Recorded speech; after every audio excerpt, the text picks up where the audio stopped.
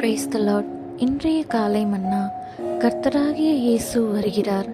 இவைகளை சாட்சியாக அறிவிக்கிறவர் மெய்யாகவே நான் சீக்கிரமாய் வருகிறேன் என்கிறார். ஆமேன். கர்த்தராகிய இயேசுவே வாரும். வெளிப்படுத்தின விசேஷம் 22:20. வேதாகமத்தில் உள்ள இக்கடைசி சாட்சி, கடைசி வாக்குத்தத்தம், கடைசி ஜெபம் கர்த்தருடைய இரகசிய வருகையோடு சம்பந்தப்பட்டதாயிருக்கிறது. இருப்பினும் கர்த்தராகிய இயேசு என்றாவது ஒரு நாள் வரக்கூடும்.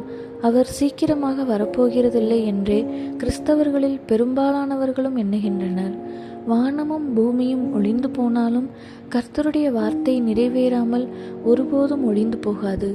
நான் சீக்கிரமாய் வருகிறேன் என்ற இந்த மிகவும் ஆசீர்வதிக்கப்பட்ட வாக்குத்தத்தத்தை அநேகர் சந்தேகிப்பார்கள், அசட்டை பண்ணுவார்கள் என்பதை நம்முடைய கர்த்தர் முன்னமே அறிந்திருந்தார். ஆகவே அப்படிப்பட்ட சந்தேகக்காரர்களுக்காகவே அவர் மெய்யாகவே நான் சீக்கிரமாய் வருகிறேன் என்று கவனமாக கூறியிருக்கிறார். தேவனுடைய வார்த்தை மிகவும் நிச்சயமுள்ளதாய் இருப்பினும் மெய்யாகவே என்ற பதம் இங்கு சேர்க்கப்பட்டுள்ளது. இருப்பினும் ஜனங்கள் தங்களுக்கு தாங்களே கேடுண்டாக்கத்தக்க விதத்தில் இன்னமும் கர்த்தருடைய வாக்குத்தத்தத்தை சந்தேகிப்பது எவ்வளவு துக்ககரமான காரியம்! அப்படிப்பட்ட சந்தேகக்காரருக்கு கர்த்தர் கொடுக்கும் எச்சரிப்பை பாருங்கள். அந்த ஊழியக்காரனோ பொல்லாதவனாயிருந்து என் ஆண்டவன் வர நாள் செல்லும் என்று தன் உள்ளத்திலே சொல்லிக்கொண்டு தன் உடன் வேலைக்காரரை அடிக்கத் தொடங்கி வெறியரோடை புசிக்கவும் குடிக்கவும் தலைப்பட்டால் அந்த ஊழியக்காரன் நினையாத நாளிலும் அறியாத நாழிகையிலும் அவனுடைய எஜமான் வந்து அவனை கடினமாய் தண்டித்து மாயக்காரரோடே அவனுக்கு பங்கை நியமிப்பான்.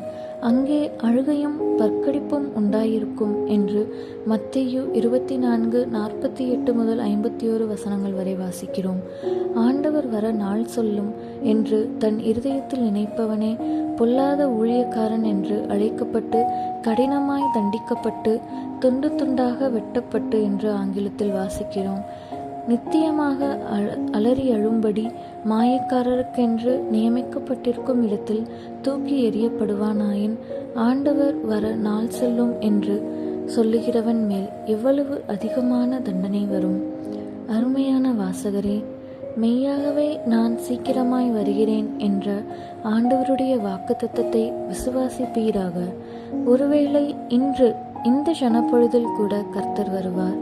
கர்த்தருடைய இரகசிய வருகைக்காக ஆவலோடு காத்து கொண்டிருப்பவர்களும் அவருடைய வருகையை நேசிப்பவர்களும் அவருடைய வருகையின் நம்பிக்கையினால் நிறைந்திருப்பவர்களும் மட்டுமே அவர் சுத்தமுள்ளதாய் இருக்கிறது போல தங்களையும் சுத்திகரித்து கொண்டு அவருடைய வருகைக்கான ஆயத்தத்தோடு ஜீவிப்பார்கள். இனி எவ்விதமாய் இருப்போம் என்று இன்னும் வெளிப்படவில்லை. ஆகிலும் அவர் வெளிப்படும்போது அவருக்கு ஒப்பாயிருப்போம் என்று அறிந்திருக்கிறோம். அவர் மேல் இப்படிப்பட்ட நம்பிக்கை வைத்திருக்கிறவனவனும் அவர் சுத்தமுள்ளவராயிருக்கிறது போல தன்னையும் சுத்திகரித்துக் கொள்கிறான்.